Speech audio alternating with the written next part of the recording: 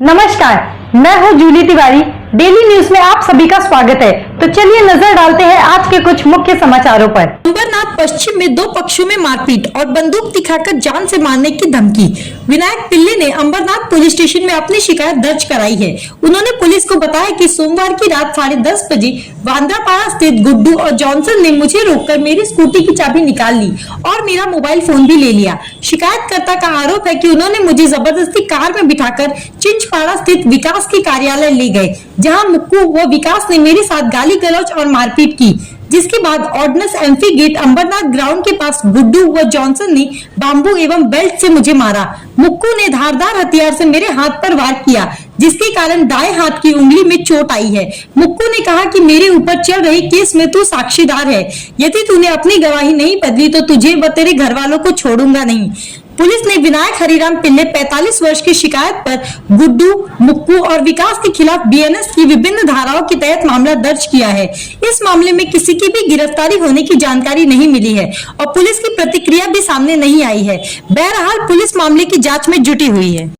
माझी 20 तारखेला तारीख होती, 19 तारखेला रक्षाबंधन होता। तर मी बोललो तारीख पण रक्षाबंधनसाठी मी रक्षाबंधन करणार आणि दुसऱ्या दिवशी तारीखला जाणार।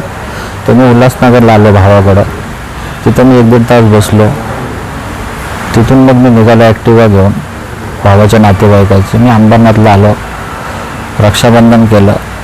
तिथून मला हे लोकांनी तिथून मी निघालो परत, तर मला वांद्रापाडा हनुमान मंदिरच्या पुढे यशोदा बारची तर 2 गाड्या आडव्या लावल्या लोकांनी।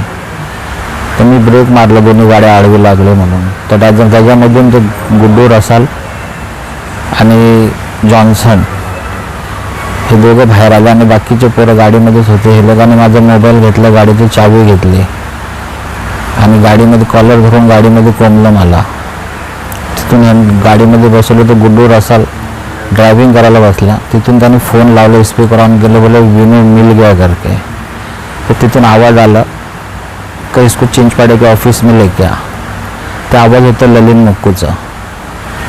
मला तिथून घेऊन गेलं ऑफिसमध्ये। तिथे एक स्टूलवर बसवलं 5 मिनटं।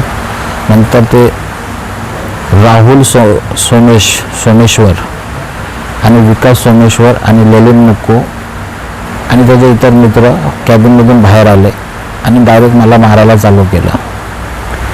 तिथून मला मारलं 15-20 मिनटं। तिथून परत त्यांनी गाडीमध्ये कोंबलं, बोलले इसको ऑर्डिनेंस पर लो। मला स्टेशनच्या इथून या लोकांनी गाडीमध्ये मारत ऑर्डिनेंसच्या स्टेजवर आणलं अनपोर्ट ग्राउंडच्या। तिथं मला 1.5 तास बेरहमीने मारलं साहेब हे लोकांनी मला। पट्ट्याने, बांबूने, PVC पाईपने। माझे केस होते देवाचे, त्यांनी ते केस पण कापून टाकले। डोळ्यावर लात मारलेले, मुक्कूने नरड्यावर पाय ठेवलेला माझ्या।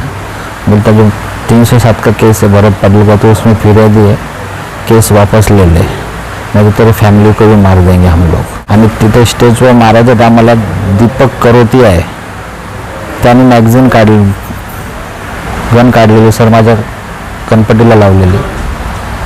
तिथून विकास सोमेश्वर बोलतोय इसको ठोक दो बोलता और खदान में डाल देंगे। तो त्याने एक फायरिंग पण केले विकास सोमेश्वरने।